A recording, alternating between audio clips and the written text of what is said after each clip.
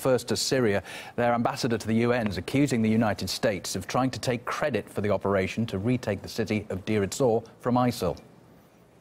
The U.S. coalition and rebel militias they support halted their operation near Raqqa, which was a stronghold of ISIL, and threw their forces behind trying to push the Syrian army out of Deir ez-Zor, as if the Americans were competing with the Syrian government over control of Deir ez-Zor instead of fighting ISIL in Raqqa.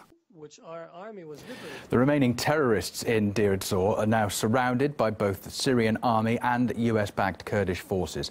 Our correspondent Murad Gazdiev reports from the heart of the decisive battle.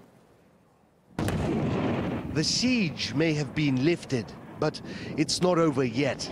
ISIS holds out in parts of Deir ez-Zor, though not for long. Day and night, battles rage around the city.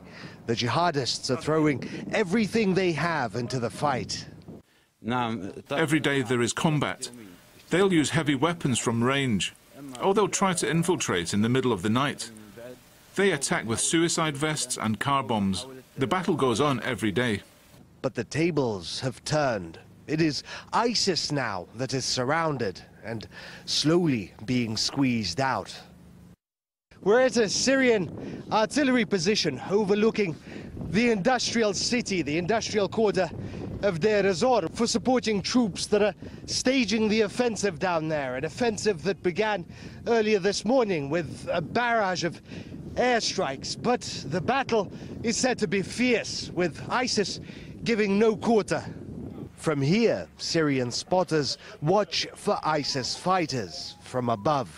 This is why height is so important in war. Better vantage and better aim. And at this range, you can't really miss, not with artillery. Hits are verified and confirmed in real time. It was at this exact spotter's nest that a Russian lieutenant general advised Syrian officers 15 minutes before his death. He was killed several days ago by an ISIS shell, just a few hundred meters from here. ISIS fired back. As we filmed, shells began falling all around. We ran, but the Syrian batteries kept firing.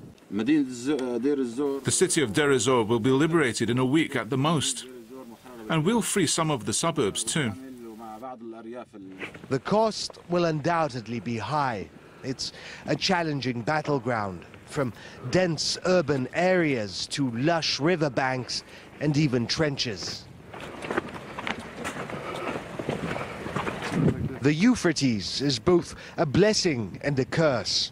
ISIS still uses the waterways to move men and arms and even launch surprise attacks. This bunker is manned during the night because the tower across the river belongs to ISIL.